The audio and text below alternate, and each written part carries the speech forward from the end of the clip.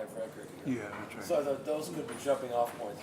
Then we could talk about what a prick George Wein is with his time, getting on and off stage, and it can go from there. But, so that would be a starting off point. Maybe like 63 with Train might be a way to start. Yeah. What Miles Davis tribute? I don't know. Somebody's playing Miles' music. I don't know. Oh, okay. Is the camera on now? What was that? Yeah. Well, But you don't have to look at us. well, no, good. You remember the last time we played here, Ron? Yeah, it was Dizzy Gillespie, Walter Davis Jr., Louis Bellson, Louis Bell? That's right. me and you. That's right. What year was that? I Aha. don't know what the year it was. At least 6 years ago. At least 6 years ago. More than 6. 8? Yeah, it could be like that, yeah. And we were in the trailer over there. He was inviting me to change us out to like Tintin Dale or something like that.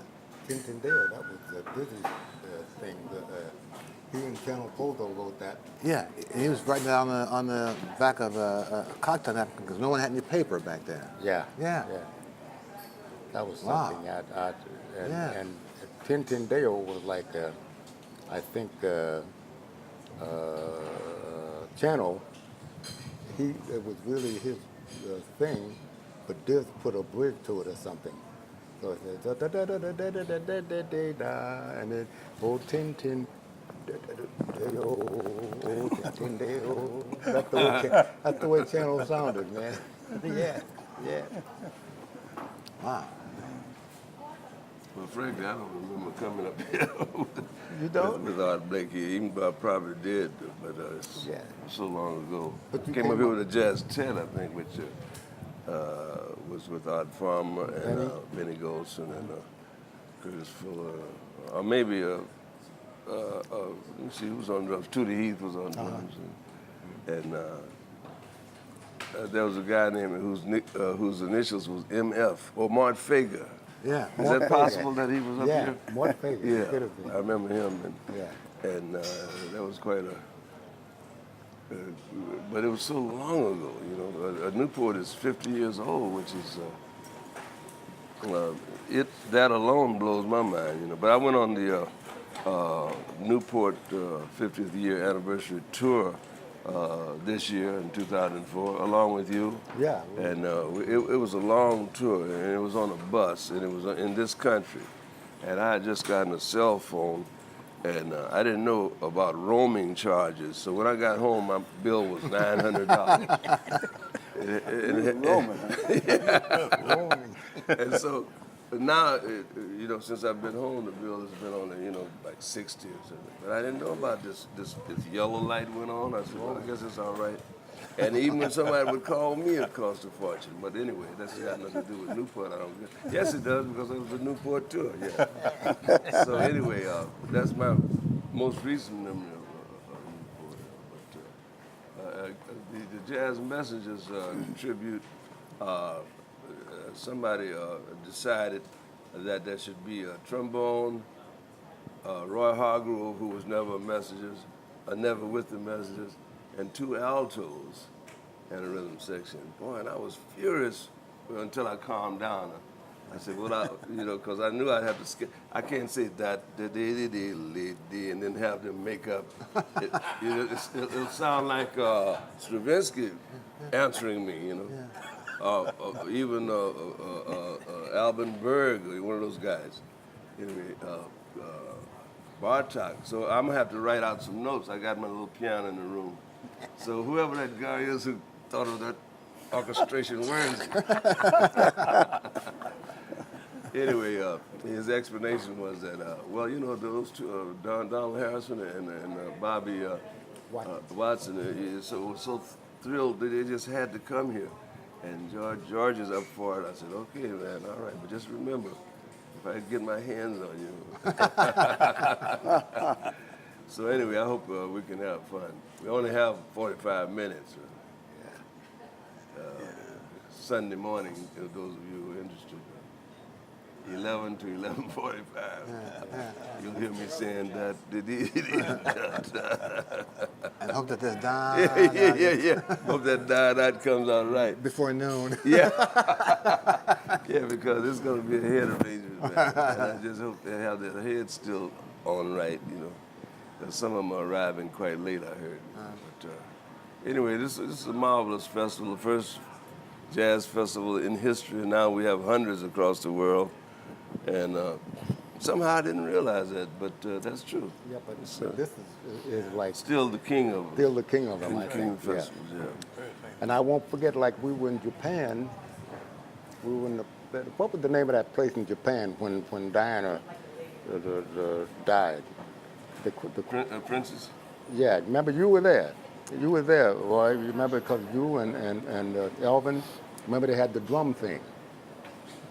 It sounds like somewhere in where Chachahachi? in Japan, actually. In Japan. Yeah, you remember? I don't remember that one. You don't remember? I don't think so. Oh man, what's the name of it? honey? Alvin was there, and I was. Listen. Oh, I think I remember. Yeah, I That's remember right. now. You were there. Come back to me now. There's several drummers on that. Because yeah. I remember saying to myself, boy, those guys really sound good, man. They were like, I think, 5 or 6 drummers, and each one would play. And it would all be different, but it would be great. Yeah. You know, and I thought that was Oh, yeah, I nice. remember that. And I that think- was Newport. That was Newport also. Oh, yeah. Newport, Yeah, it all comes back to me now. Yeah. I think I started first. Then they had some of the younger drummers, and they ended up with Elvin and his jazz machine, I think. Yeah. I remember that. Yeah, with Wynton drummer. You remember Wynton Marcellus, his drummer from New Orleans. Oh, Can't really? think of his name now. He played with the big band, yeah. But I've always enjoyed coming up here. Like every time I've been here, I think we've been on this stage. Yeah, this. But like then, as the years pass, you don't come every year, and then your mind starts getting CRS. You know, can't remember stuff. Tell me about it. Can't remember nothing, right? I remember '71 when they had the last of the riots. I was here with Really? the bass violin choir. Oh, man. And they had these fences strung out over here, just like those over there. Yeah. And it seems that this council had decided that rather than have the concerts continue till Sunday, they would stop them Saturday evening, Saturday afternoon, Saturday night. You know, and there's so many people who were hanging out on the other side of the fence who Right. wanted to get into the concert. Right. Man, they just tore the fences down there, and it was terrible, man. Oh, it was right. just awful. An invasion. Oh, man. I mean, Was that the time Frank Sinatra was here? I don't know, but the bass violin choir played like at 5 o'clock that evening.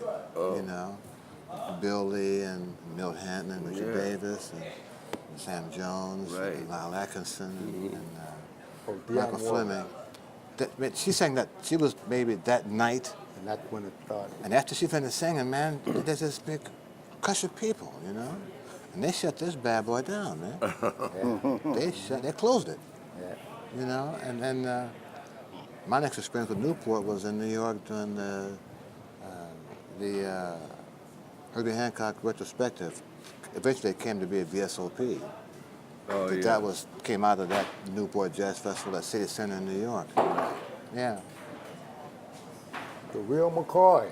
I think the first time I played Newport was with the late great John Coltrane, and I think Cardinal O'Connor, was the MC that night. You know, and I remember doing this long version of My Favorite Things, and Roy Haynes was on drums. And So that was the 18-minute version of. yeah, you reminded me.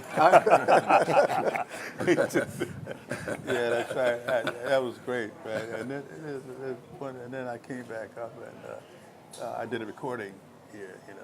But, it was great. Clark Terry, Charlie Mariano, Bob Cranshaw, and Mickey Roker. Was one. Actually, I was playing with John in Montreal. And I remember, because I had to fly one of those single-engine planes. I had to fly into Boston, and then from there get a plane to come here. And we were bouncing around up there in the air for a while. Oh, And the third time I remember playing the festival was at the White House with Jimmy Carter. And I think Ron was there. Yeah. I think were you there? Were you? I don't think so. You don't think so? Okay. Well. My first time playing with Dave Brubeck. The first time playing with Dave? Yeah. Yeah. That's great. We rehearsed to play this tune with Lyle Hampton Yeah. and keys and the changes, and we get to the bandstand, man, this guy starts playing Mystic. And they's looking at me like this, man, and you know, because I had the bass, I'm gonna do like this, you know. And I said, well, Dave, let's get to the bridge and maybe we'll work this bad boy out. Yeah, because Jimmy was a wonderful host. I mean, Yeah. really great. And there's so many people there, Dexter Gordon and Negus Yeah. and Sonny Rollins. I mean, it was fantastic. And he said I used to hang out in the village when I was going to college in New York. Yeah, yeah. He sang Soft Peanuts with Diz. I mean, Well, that was the peanut president. Peanuts, yeah, he raised I was here with I think it was with Diz and Alex Haley. You remember that what was his saxophone player's name? That played out. Oh, I know you're talking about. They found him in the Hudson River. Oh, yeah, I know you're talking about. Albert Island. Albert Island, yeah. Haley. Albert Island. So Joe Fowle and we were there. So Albert Island was playing, and Joe Fowle looked at me and says, "Man, he practices that way." And I mean, he was doing it, boy. You know what, blue, boy? I said, "Yeah, I guess he does." That was the guy that they found in East River, Yeah. Albert Island? Yeah. Yeah. Yeah. He's the one that he sang at Twain. You remember at Twain's funeral? Were you at Twain's funeral? I was there, yeah. I couldn't get in. Were you there, Ron? Nah. That was St. Peter's Church. You remember they said Albert Island, he said, you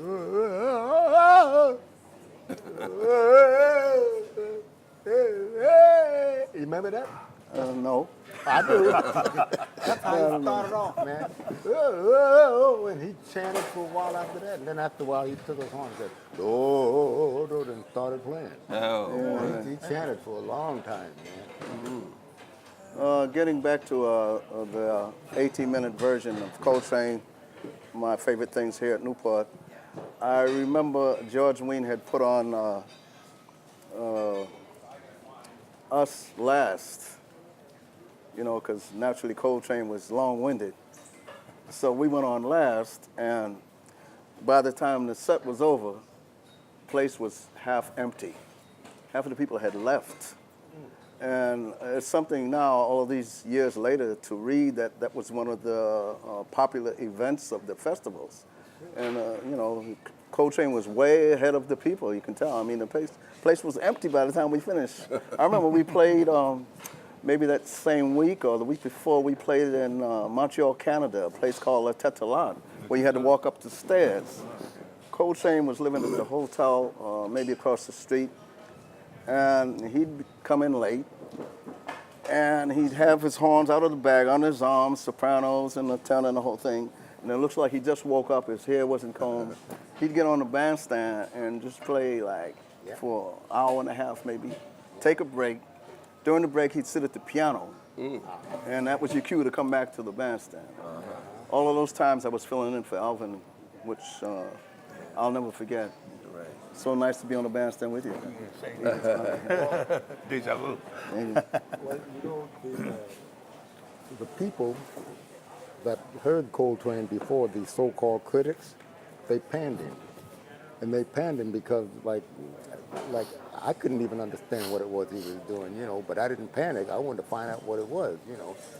And what happened was, one of the guys, they panned him. Now, when they hear someone sound something like that, they say, oh, how great it is and whatnot. But they're just doing that because they want to cover their advantage. But they really don't know because they're saying other things that sound similar to something that Coltrane did is a great thing, you know. In the first place, man, like getting the critics, man, I don't see why, like, if you don't know music, don't tell me, oh, I got good ears. I mean, what has the musician got? You know, he's got good ears, so he has the license to tell you, you know, what's good and what's bad. I tell the readers.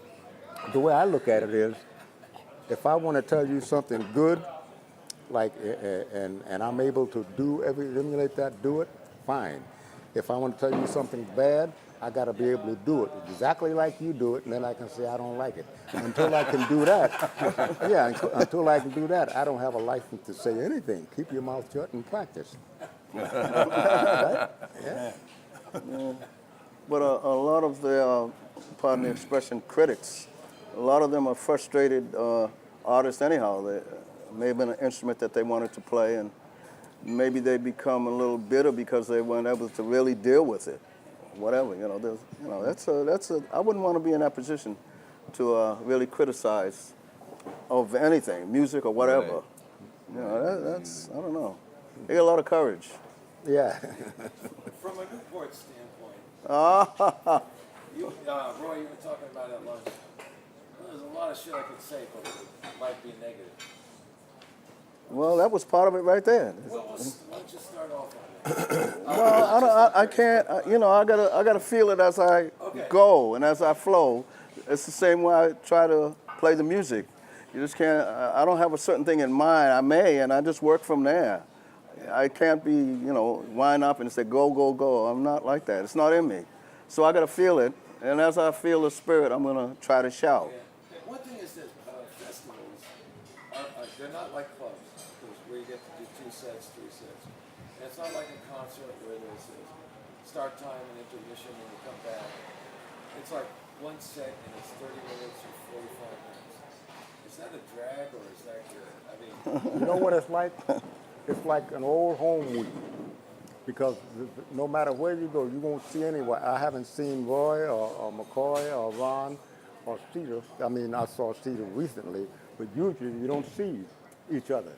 Then when you get to the festival, everybody sees, so it's a big, joyful reunion, and you have a ball. And so that's why a lot of times you look forward, especially to the Newport Jazz Festival, One of the nice things about this festival, this 50th anniversary festival, is one of the few ones where everybody speaks the same language. This is one of the first Right. most complete Come to think of it, jazz right. festivals Yeah. that they've had in a very, very long time. Right. I did the festival and a couple of festivals in Europe last year with Billy Cobham's trio. Man, they had 5 days of jazz festivals, and we're the only jazz band. All right, And yeah. I'm asking this guy, man, where's everybody else? He said, well, gee, we want to kind of get the people. I said, man, what people? There are like 12 people out here listening to this pop band. Man. Yeah. Man, what happened to that? So it's nice to be here in Newport on this 50th anniversary occasion to see that the program as we've read it, and we will see people, and they're all jazz acts. And it's important that Newport 2004, as the originator of these jazz festivals, once again put his foot down and say, hey, we started this way in the year 1954, and we find 50 years later that this combination of jazz acts, not jazz acts and Gladys Knight, or not jazz acts and whoever the latest non-jazz band is, but these people who have devoted their lives to this music have in fact earned the right to be on the jazz program with fellow jazz musicians and rely on their talent and our advertising skill to advertise enough means to have this place filled with just these jazz guys being the attraction. And it's nice to see that George Wein has stepped out front again, man, and said, okay, now this festival, it's just jazz guys, man. We're not relying on The Pips. we're not relying on the Blood, Sweat, and Beers and all those bands who are non-jazz bands to help the people come to hear this music. And it's nice to see that we can still do it, man, if we give a place to make this music in a presentable environment. And thank you, George Wein. Yes, sir. Thank you, George. Thank you, George. Now I'm not so And worried George. about that. I know they'll play the right notes. Yeah. Thank you, George Wein. That's right. Yeah, I think because Another thing about the Newport Jazz Festival, the people seem to more like get with it, or they're like, you're playing and they're with you, like, they don't just sit there like this, that you can see them there, and that's nice. I like that. I think because George plays piano too. That's another thing. Yeah. He loves to play. Yeah, right. So that's But still, the piano wasn't in tune last night. Well, yeah. Could have been a little more. Yeah, I think it will be tomorrow. Well, speaking of jazz and the whole thing, what I would like to see happen is, like last night before we went on, it was the Black Tie Gala event. We didn't really have time, and the people were, I think McCoy started out with a piano solo. The people were eating, and they got noisy, and they didn't really come to attention at that point. But when the other little guy from London went on, you know, he had their attention, maybe because he went on earlier. He was singing. Well, he was singing too, but yeah, singing and playing. But I would like to see them give the jazz groups a little more time to warm up and get together and maybe tune up. Right. And also adjust, you know, with the sound. And like last night, I wanted more in my monitor, which was on my left, so I could really hear and get a good balance with the piano and the bass as well. I couldn't do that last night. I was like on my own playing by radar. And I think because when a lot of the other groups that were not particularly jazz would go on, they would have all the time in the world to set up, go through the sound check, and do everything. And I think they should give that respect to the jazz as well and let us relax and go on and get settled and play instead of rushing us on for a few minutes and rushing us off. That's important. You know, I think the other thing that happened was not only was this guy early on in the program, but I think the audience wasn't encouraged necessarily to say that, well, yes, this is a dinner, this is a fundraiser for this historic preservation event of Newport to preserve all the homes and the history, you know, and I think we all understood that we were not playing at a Carnegie Hall concert or a Lincoln Center concert, and that was, in fact, dinner was in fact being served, and there was in fact desserts and everything that goes with it. But I think if they had been encouraged to kind of keep it down to a roar, so those are the people there who did want to hear this music and who were willing to put their forks down long enough to let the band play one song without having to be accompanied with the rhythm of knives and forks in their place. Yeah. I think they would have responded in kind, but they weren't encouraged To do that? You Yeah, know, I agree with no one that. gave up. No one said, "Hey, we got Well, this band. We got Roy Haynes. Now, how often are you going to see Roy Haynes and play McCoy Tyner or play with James Moody or whoever the person is? You won't see this, but right here and now." And I would think that if someone calls this to their attention, Right. that they would say, "Well, wait, let's just kind of hold down and pass the napkins out right now, so we have a little more quiet." And those who do know Roy Haynes' music, and those who do know McCoy Tyner, and those who do know Moody and Cedar, they'll have a chance to hear these Ron people. Carter. I mean, okay. But they didn't have that chance because no one told them, "Hey, lighten up, guys." Yeah, They put us in this dinner hall mentality, and people responded in kind. Yeah, I think can't Congress keep- might have could have stepped in. So this guy. Could have helped. He could have helped. He could have said, "Well, anybody who eats will be fined at $500." You know, in a joking manner, but it might have worked. Yeah. Yeah, I think it might have. Yeah, we really need that, though. Yeah. We need that respect to happen before the performance. How about the audience that's here for the 2 days of performances? How do you feel about this audience where you guys are going to play here? But just like he said, they're with No, us. they came here for the jazz. There's no The other eating. people, they came to be seen and give some money. You know, there were only a few people there really who knew what was going on jazz-wise. That's my feeling, you know. But like you know, Ron said, and Cedar, like Bill should have said, "Ladies and gentlemen, we would appreciate it if you would keep it down as quiet as you can while you're eating, in respect to the jazz musicians." That would have been nice. You guys definitely have a good point. It's just that last night was such an unusual event. You know, it was just a dinner. It's not really representative of what the festival is like But generally. wait a minute. You sound like you're making allowances for these people to be rude to us, man. I mean, we understand that we're not playing Carnegie Hall. We know we're not playing Lincoln Center or an intimate jazz. We know this is a fundraiser where everyone is supposed to pay a lot of money. I mean, they're buying these big corporations, buying these big tables, and there's a very expensive tables. It doesn't give them the right to be discourteous. And it seems to me they're allowed to be discourteous because they're paying for these big tables. I'm saying, well, look, man, take the money back or find someone else to play. That wasn't my point.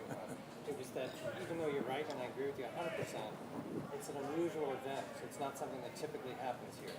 And it was wrong, but I'd like to I don't want to But hear. we had a- we I had don't a want to hear that. It's, moderator, yeah, I don't Mr. want to hear that Cosby. it's not typical, man. I mean, respect is what you get it. Why must we need a special event to have people be respectful and responsive, not just to our livelihood as jazz players, but as people? I mean, we're saying that it's okay, and I don't mean to single out you, singular, but people say that since this is a fundraiser, and the first thing on the people's agenda is to have a good time with their friends and buy the ticket, that's not enough. You know, the whole purpose of this fundraiser is to, in this case, raise funds for this historical preservation society. Well, it seems to me that since we seem to be a dying breed and we want to preserve us, and you're not doing that by talking while we play. And if they were investors, they should at least listen to what they're investing in. You know, if I had paid $10,000 for a tape, I certainly want to see what I'm, you know. Yeah. But I guess not. But that's the way they treat this music. Yeah. Jazz, so-called jazz. They treat it like that. Now, even when we perform tonight or tomorrow, whenever we do, if they give us a chance to relax and they talk to the audience a minute in a positive way, I think that would help out a little bit. Like you're saying, maybe Bill Cosby should have, you know, warned them that we were coming on and we were going to play. Like McCoy was starting out with a solo, then it was going to be a duo with Ron, and let the people relax because I couldn't hardly hear them. Right. I was still in the audience then. And that's a sample of what could happen during the performance other than the gala. You know, we have to think of that. Instead of rushing us on, telling us how many minutes we got, you know, try to get the sound together. Give us a few minutes to relax and get together. I think that's what Michael was getting at when he was talking about the festival. Well, you got 45 minutes. If it doesn't work, see you next year, maybe. You know, and that's the chance you take by. But you know, you try to make a presentation that there's not only musical value within your group, but the presentation encourages people to seek you out when you're working at a club in New York or a club in Chicago or somewhere else, so that they get this group's appearance times three sets tonight, or times 2 hours rather than the 45 minutes that the concerts have to allow, because there's so many people. The concert contains so many groups that for all of them have a fair share of time to make their musical presentation. You know, you got 45 minutes to an hour. And then, you know, at 2 o'clock in the morning, you got to cut this stuff out, man. People don't want, the neighbors, the boards, the townspeople, they got a limit on the time that they can have this outdoor extravaganza taking place within their town boundaries. It's unfortunate that they feel that jazz is noise, and that there are not enough people who in this town who will accept, you know, a McCoy Tyner piano solo, or Roy Haynes playing brushes or drums at 12 o'clock at night. Why is that not okay?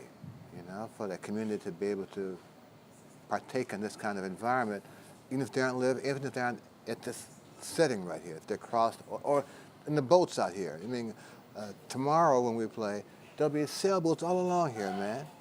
People who are doing their own thing, cruising for the weekend in the boats and picnicking on the water, and maybe can't get in because there's no space, but they find this music enjoyable. You know, why can't they enjoy it when it gets dark out? You know, I mean, why is that? So, you know, I look forward to playing these events because I don't see James every 2 years. You know, I see Roy in New York, but I don't hear him play because I'm either working or he's working at the same hours, you know. And I like McCoy. I just like to hear him play more. But if I'm working, he's on Europe, man. So these concerts for me, especially this Newport festival, I get a chance to see these guys and tell them I miss seeing them. I don't have that chance. I want to say, I miss seeing you. Or, where have you been? How come I haven't talked to you? Or, when can we play together again? And these festivals, for me, allow me that level of communication to take place that otherwise I would never get a chance to do. Not that I don't want to. These guys are gone. I mean, they're all, McCoy's in Europe, Roy's, you know, polishing his cars, the Cedar's on the road in Europe, James is out in Los. I don't see these guys, except at these Newport type festivals. So I do them to say hello to these guys. Family. And for a pay. Primarily to see these guys. And I want to say that to Nice you, man. point. One Yeah. thing, We never know from day to Newport day. Yeah, man. is impeccably one of the most beautiful settings. Well, Antibes is fine, you know, it's pretty, you know, but this is a beautiful setting, man. You know, with beautiful cats. Does that inspire you as a musician because you got such a pretty place to play? Pardon me? Is that inspirational as a musician? Oh, that of you're course playing it in a is. gorgeous place? Of course it is. A beautiful environment means you're like beauty, but a funky environment begets funk. That's the truth. You know. No, I don't mean funk. I mean funk. Oh. Can we go around and, since it's the 50th and none of you guys are that old, but What did you say? Why are you pointing over here? none of you guys are that old. I'm actually the oldest. I got this guy beat by maybe some months. He got me beat by 13 days. 13, that's all? He'll be 80 in March, and I'll be 80 in March. March the 13th and me the 26th. Yeah. I think that in itself is can you imagine that, man?